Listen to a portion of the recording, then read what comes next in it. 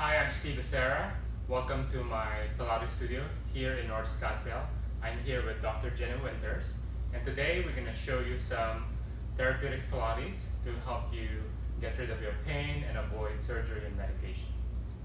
Okay, so the first principle for the therapeutic rehab Pilates that we're going to go over today is breathing. Breathing kind of gives people a way to concentrate on their bodies, to kind of shut off the rest of the world, and the easiest way to kind of see and feel what's going on. So laying on your back, knees bent, feet flat on the floor, about hip width apart. You're just going to take 3 breaths, and I just want you to pay attention to your breathing. Do you feel it like you're breathing through your chest? Do you feel it in your belly? If it's easier, you can place one hand on your chest, one on your belly, and see where you feel the most movement. I feel more in my belly. Belly? Yeah. And as a therapist, this gives me a good idea. Are they using accessory muscles? Are they not able to get the expansion in kind of upper rib cage, middle rib cage, or lower? Or are they using the abdominals to kind of get that expansion? Good. Okay, so what we're going to focus on is really that 3-dimensional. So we want anterior, posterior expansion, lateral, medial, lateral. Good. So yep, hands on the side of your rib cage. So most people do well with the anterior expansion of the rib cage. It's usually the lateral and the posterior that people struggle with. So hands on the side of your rib cage. You're really going to try to breathe into your hands, expand that rib cage laterally.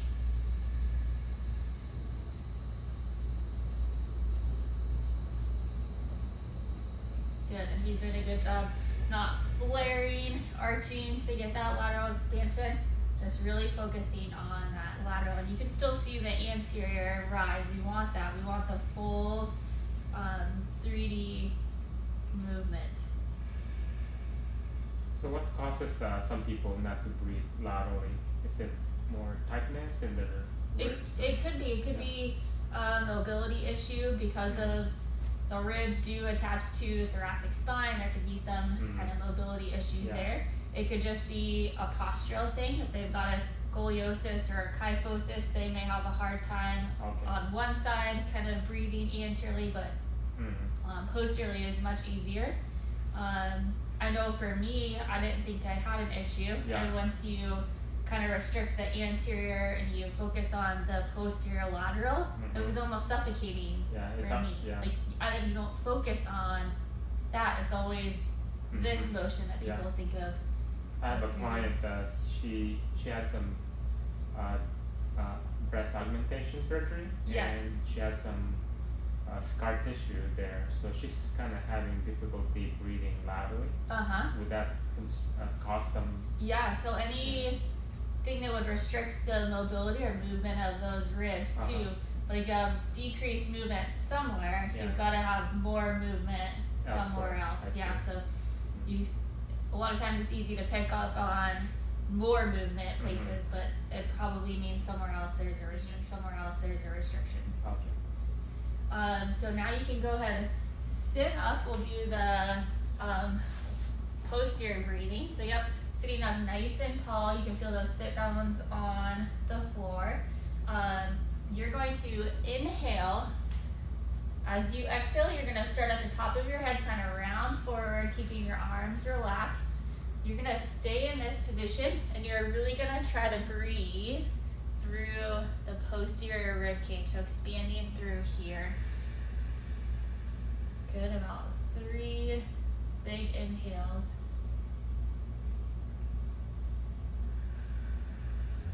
So by doing this, we're kind of limiting the anterior movement and really focusing on that kind of posterior lateral rib cage expansion. Some people don't have a problem with this at all. But some people, this is a very uncomfortable position. I noticed some people, they raise their shoulder. Yes. The compensation. It could be, using kind of some of the upper trap scalings to get that anterior movement to fill the top of the rib cage and lungs. Good, and then as you exhale, you can sit back up. Good. The side. Which Is it- side? is it this one? Oh, I just did the laying down one. Oh, laying down. The rib. Okay. How did you do it with the ball? Yeah, so we use this ball. So I put the ball there.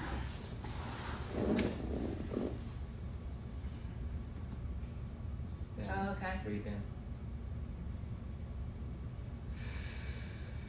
So I can feel my rib pushing against the ball. Uh-huh. So just to create awareness. Okay. Yeah. Okay.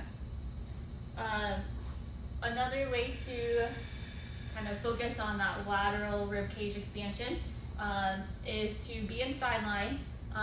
He has a ball kind of placed under that mid to lower rib area, and he's just trying to expand. It's the pressure of the ball is going to give him the feedback and really kind of tell him where he's trying to push into.